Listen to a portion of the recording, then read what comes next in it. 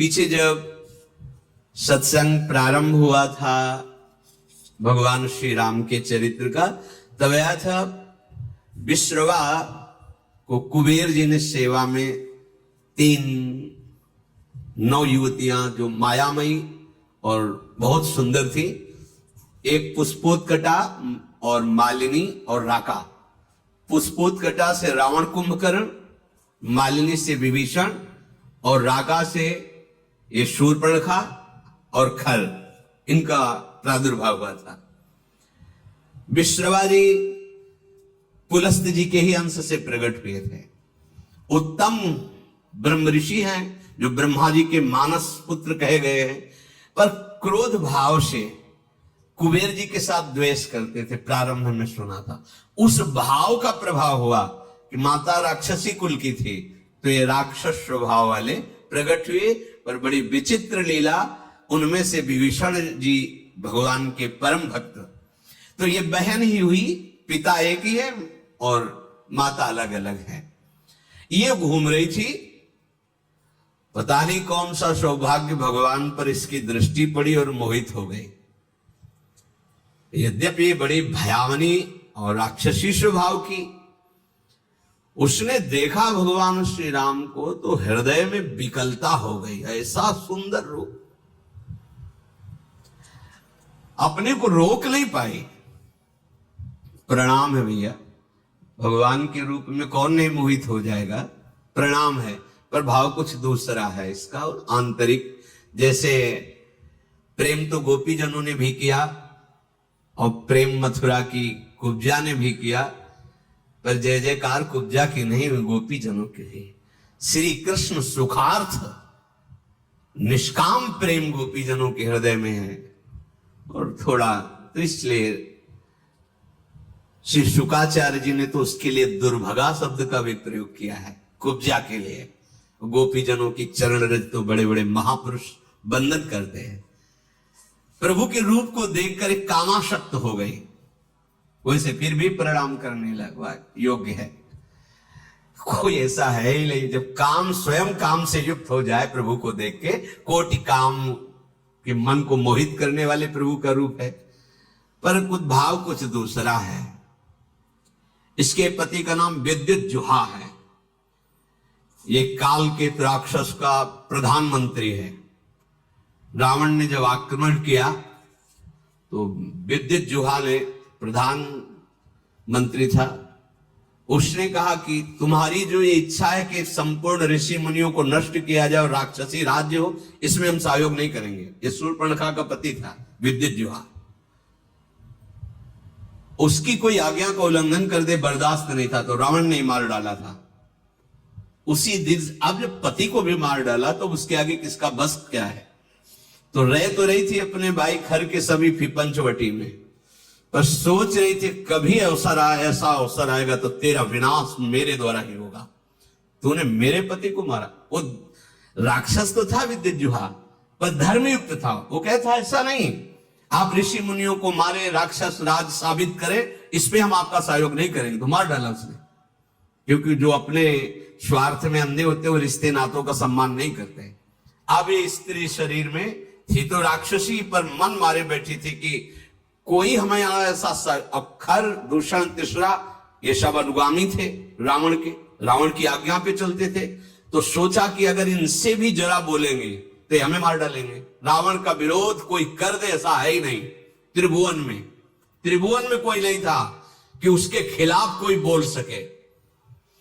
अंदर ही अंदर सोच रही कभी तो अवसर मिलेगा, जीवन व्यतीत करूंगी, लेकिन जिस दिन अवसर मिलेगा इसका नाश करवाऊंगी। आज राम बाबू भगवान को देखकर उसको और सुना था कि इन्होंने ही शुभाहो आदि काम, मारीच को एक बाण मारा था तो बिना फड़ का 400 कोस दूर गिरा था, 100 योजन दूर गिरा था। ताड़का का वध किया, विराट का वध किया।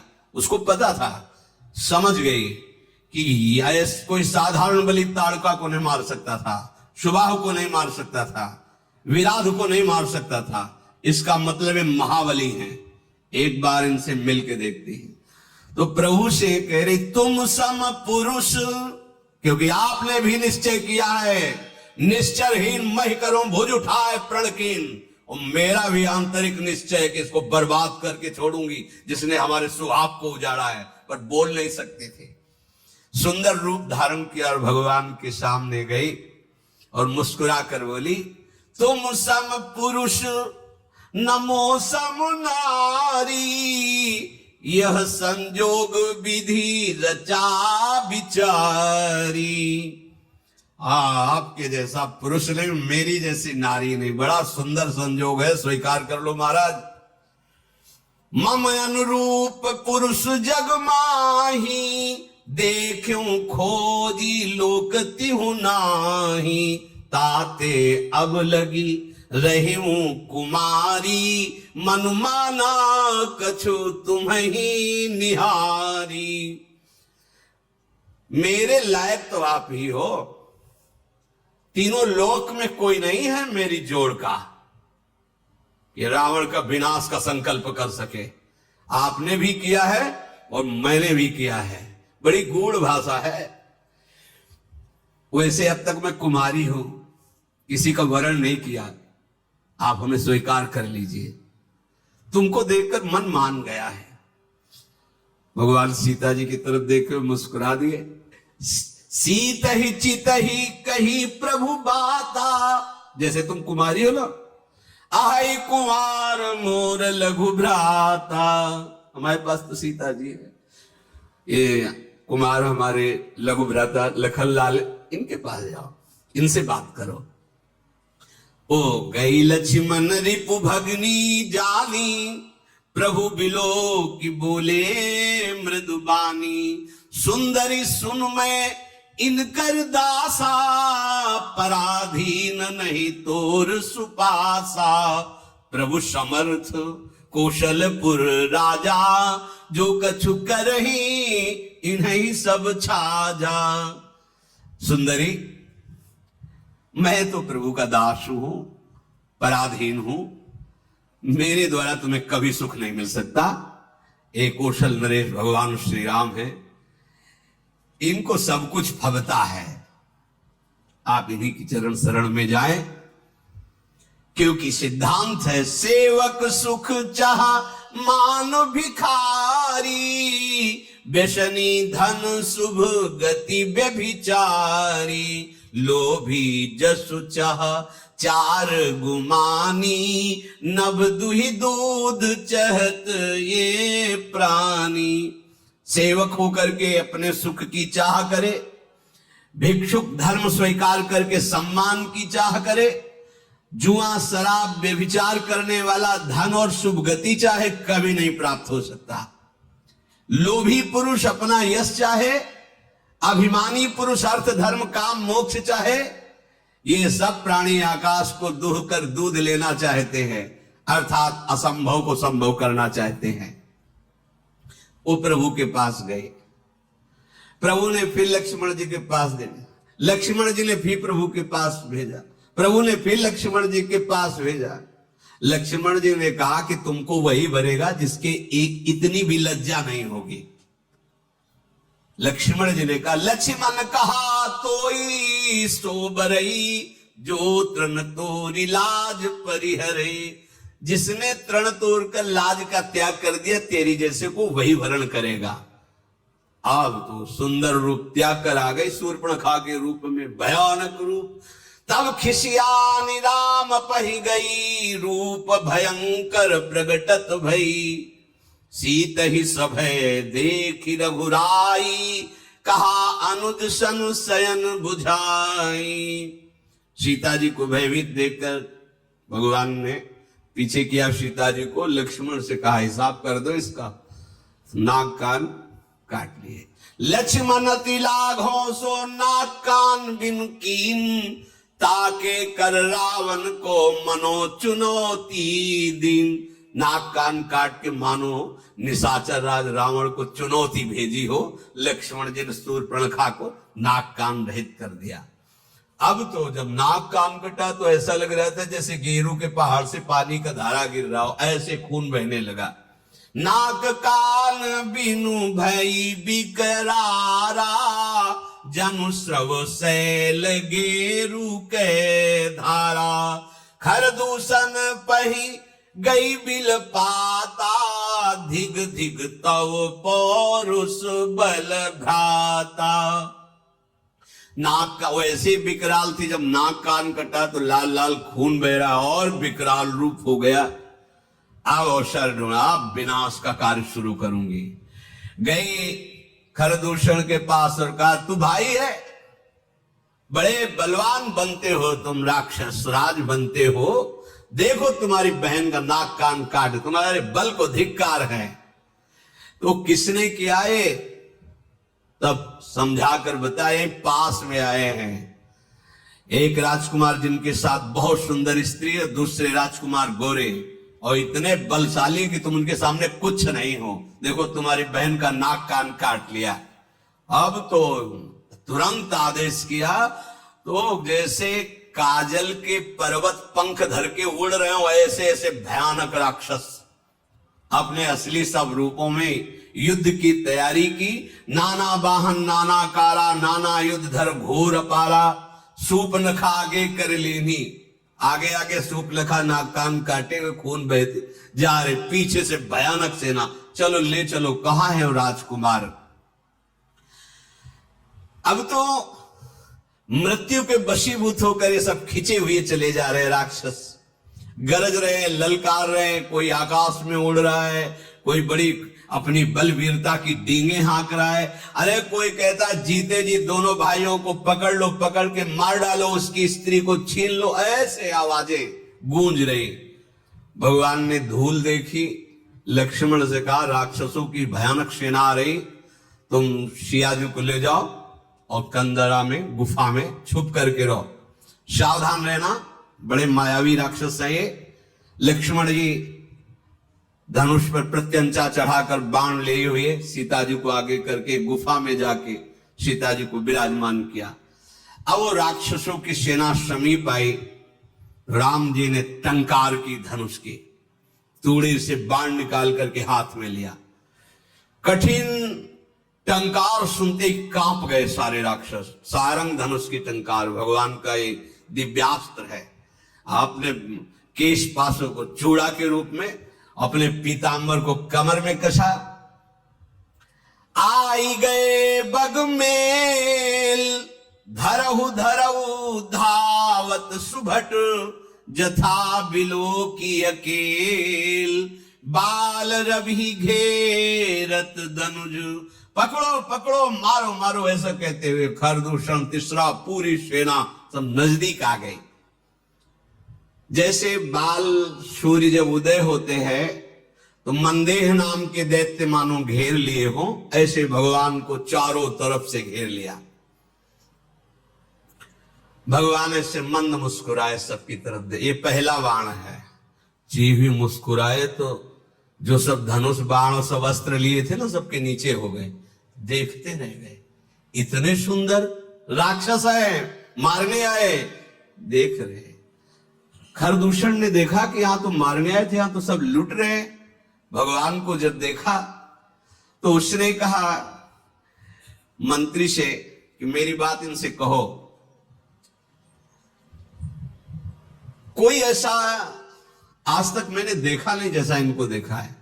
नाग असुर सुर नर मुनि जेते, देखे जीते हते हम केते, पर हम भरी जन्म सुनो सब भाई, देखी नहीं है सुंदरता। इतना सुंदर रूप तो हमने कहीं नहीं देखा। सुनो, यद्यपि इन्होंने हमारी बहन को कुरूप किया, पर इनको मारेंगे नहीं, बहुत सुंदर है। देखो ये बात, भगवान के रूप को देखकर घोर निशाचरों के हृदय में भी प्रेम का स्फुरण हो रहा है। यद्यपि भगिनी कीन कुरूपा, बदलायक नहीं पुरुष अनुपा। जाओ छान से कह दो अपनी पत्नी को जो छुपा के रखा है हमें दे दो, हमारा बदला हो जाएगा। तुमने हमारी बहन के नाक कान काटे, तुम अपनी पत्नी, और जाओ आराम से, निर्भय हो जाओ, तुम्हें कोई नहीं मारेगा, तुम बहुत सुंदर हो। मंत्री से कहा जाके कह दो, मेरा कथन जाके उनको सुनाओ। दूत ने जाके भगवान श्री राम जी से कहा तो भगवान मुस्कुरा करके बोले, देखो तुम जानते नहीं हम क्षत्रिय राजकुमार हैं, तुम्हारे जैसे पशुओं का वध करना हमारा शिकार खेलना होता है। हम छत्री मृगया बन करही, तुमसे खल मृग खोजत फिरही। तुम्हारे जैसे राक्षसों का वध करना हमारा स्वभाव है, और तुम जहां लड़ना चाहिए वहां हमें सलाह देने आए हो। अरे तुम जानते नहीं, तुम हमें बालक मत समझो। काल भी हमारे सामने खड़ा हो जाए तो हम उससे पराजित होने वाले नहीं हैं। दैत्य कुल का नाश करना और मुनियों की रक्षा करना यह मेरा संकल्प है। तुम्हें हम बालक दिखाई दे रहे हैं, लेकिन दुष्टों को दंड देने के लिए संग्राम में आज तक कभी पीठ दिखाया हो रघुवंशियों ने, ऐसा प्रमाण नहीं मिला। और उसी वंश का मैं हूं। जाओ अपने स्वामी से कह दो, रण में मित्रता और कपट और चतुराई की बातें नहीं करते, युद्ध करना चाहिए। अगर तुम्हारे में सामर्थ्य नहीं तो भाग जाओ यहां से, अगर सामर्थ्य है तो युद्ध करो, ये सलाहें मत भेजो। ये जो ही बात कही तो जल गया खरदूषण। हमने तो इस पर दया की, ऐसा कटु भाषण करता है, तुरंत इसको मार डालो। अब योद्धा बाण धनुष तोमर शक्ति बर्छी कृपाण परिक कटार फरसा ये सब लेके राक्षस दौड़ पड़े, बड़े भयानक। सावधान हुई धाये जान सबल आराती, लागे बरसन राम पर अस्त्र शस्त्र बहुभांति। तिनके आयुध तिलसम करि काटे रघुबीर, तानि सरासन श्रवण लगी पुनि छाड़े निज तीर। भगवान ने अपने दिव्यास्त्र के द्वारा जितने राक्षसों के अस्त्र थे सबको काट दिया, और बहुत खींच करके जोर से बाण का संधान करके, बाण ऐसे फुफकारते हुए अमोघ बाण भगवान के हैं। कोई ऐसा नहीं बच रहा जो सामने खड़ा हो सके। कुछ कटते जा रहे हैं कई कई जगह से। जब बड़े बड़े निशाचर देखते तो भागना शुरू किया सामने से। जब भाग रहे तो खरदूषण लौट करके आवाज दिया, अगर कोई आप पीठ दिखाकर भागा तो मैं उसे मारूंगा। युद्ध में अकेले हैं और इनसे सब पीठ दिखा, आज तक न जाने कितने वीरों को मार के खा गए, मुनियों को खा गए, ये भी मुनि वेश में। इनको तुम पीठ दिखा रहे हो। कुपित जान करके कि हमारा जब स्वामी ही कुपित, फिर लौटे आए। प्रभु कितनी शीघ्र बाण चढ़ाते हैं, संधान करते हैं, किसी को पता भी नहीं चलता। किसी की छाती, किसी का सिर, किसी का भुजा, किसी का हाथ पैर कट कट करके गिरने लगे। पहाड़ के समान राक्षस, तो वहां रक्त की धारा बह रही है। हाहाकार मच गया। अब भगवान ने एक बाण ऐसा संधान किया कि सबको सामने वाला राम दिखाई दे रहा है। और वो पूरी भीड़ में राक्षसों की एक बाण सम्मोहन ऐसा कि सामने वाला राम, वो उसको काट रहा, उसको वो राम दिखाई दे रहे, वो उसको आपस में राम राम कही तनु तजहि पावहि पद निर्वाण, करि उपाय रिपु मारे छन मह कृपा निधान। ये राम, वो ये राम। और कहा जा रहे हैं सब भगवान के धाम पहुंच रहे हैं, क्योंकि अंतिम में राम दर्शन और मुख से नाम, यही बड़े बड़े ऋषि जन मांगते हैं, जो ऋषियों को भी नहीं मिलता। वो घोर राक्षसों को भगवान जब अवतार लेते हैं तब वो लाभ प्राप्त हो जाता है। हर्षित बरसई सुमन सुर, बाजहि गगन निशान, स्तुति करि करि सब चले शोभित विविध विमान। देवता कर पुष्पों की वर्षा करते हैं। रघुनाथ जी ने इन पर विजय प्राप्त की। लक्ष्मण जी सीता जी को लेके आए, प्रसन्नता हुई। सीता जी श्री राम जी के उस रूप को देख रहे हैं, भ्रकुटी चढ़ी हुई, धनुष पर बाण संधान करते हुए, जैसे वैसे ही जब स्वरूप को देखा, नेत्र अघा नहीं रहे से अपने प्रीतम के रूप को देखकर। भगवान पंचवटी में विराजमान हैं, मुनिजन आकर बैठते हैं, भगवत चर्चा होती है। आगे आगे तो चली थी सूर्पनखा, जब भगवान के सामने आई तो सबसे पीछे पहुंच गई थी। जब सब सुहा हो गए, देखा इधर का काम पे। अब वो वहां से गई लंका में और सभा में जाकर के हाथ पटक पटक के जमीन पे, छाती पे, माथे पे रोने लगी। रावण ने देखा, उसने, क्या बात है, तेरी दशा ऐसी किसने की? बोले, मदिरा पीता है और पड़ा रहता है, सुख भोग करता है, ऐसे कहीं राज्य चलता है? सुपलखा ने कहा, करसिपान सोवस दिन राती, सुध नहीं तो सिर परा राती। बहुत बड़ा दुश्मन आ गया है तुम्हारा, तुम राजनीति को जानते नहीं हो, केवल शराब पीते हो, मदिरा पीते हो और उन्मत्त होकर महल में बने रहते हो।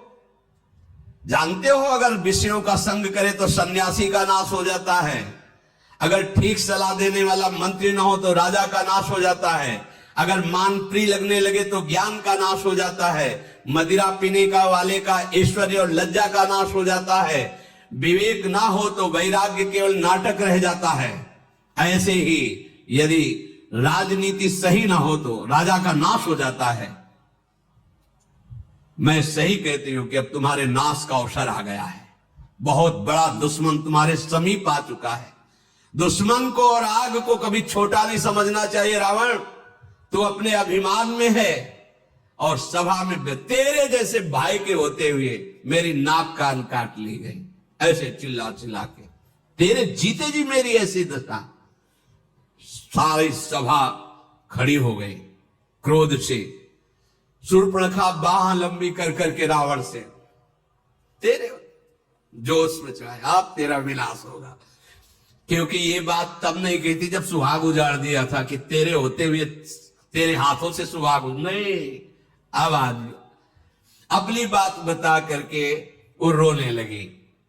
तू ये तो बता, कौन शत्रु है त्रिभुवन में, कौन ऐसा जो रावण से भयभीत ना होता हो? कहा है, अयोध्यापति महाराज दशरथ के लाडले कुमार श्री राम, लक्ष्मण और बहुत सुंदर उनके साथ स्त्री है, वो आए हुए हैं, जिनकी भुजाओं का बल पाकर ऐ दशमुख रावण, अब कोई भी मुनि तेरे से भय नहीं खाता। देखने में बालक है पर काल के भी वो महाकाल हैं, परम धीर, श्रेष्ठ धनुर्धर, महान गुणों से युक्त, महान बल, अतुलित बल प्रताप, द्रोह भ्राता, खल बदरत सुर मुनि सुख दाता, शोभा धाम राम अस नामा, तिनके संग नारी एक श्यामा। दोनों भाई महान बलशाली, परम सुंदर, शोभा के धाम, नाकान कटे फिर भी कह रही परम सुंदर है वो, दुष्टों का वध करने में समर्थ है, शांत भक्त, देवता मुनि इनको सुख देने वाले हैं, उनका नाम है राम। उनके साथ बहुत सुंदर नवयुवती है। विधाता ने ऐसी स्त्री तो त्रिभुवन में बनाई ही नहीं है जैसी स्त्री है। 100 करोड़ कामदेव भी न्यौछावर हैं, ऐसा सुंदर स्वरूप राम जी का, तो 100 करोड़ रति भी न्यौछावर है, ऐसा सुंदर स्वरूप उस युवती का। उन्हीं के छोटे भाई, गोरे भाई लखन जी ने मेरी ये दुर्दशा की है। और जब मैं ये बात खरदूषण से कही तो पूरी सेना सहित वहां गए, खरदूषण, तीसरा, इन सब को काट के फेंक दिया, कोई नहीं बचा। शूर्पणखा की बात सुनकर रावण के माथे पे पसीना आ गया। उसने कहा कि सुर नर असुर नाग खगमाही, मोरे अनुचर कहां को नाही, खरदूषण मोइसम बलवंता, मार सके को बिन भगवंता। ऐसा कैसे हो सकता है? खरदूषण तीसरा को कोई मार सके, ये तो केवल भगवान ही मार सकते हैं, दूसरा कोई मार ही नहीं सकता। सुर रंजन भंजन मही भारा, जो भगवंत लीन अवतारा। ये कोई साधारण ज्ञानी भी नहीं है, भगवान शिव का ये महान अनन्य भक्त है। अब स्वभाव में राक्षसी प्रवृत्ति है।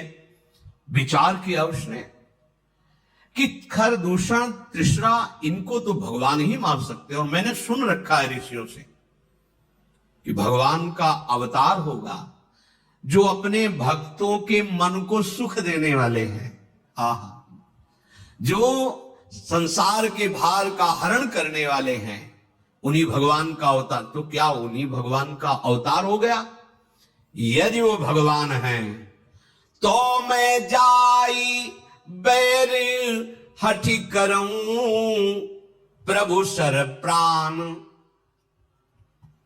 तजे भवतरम।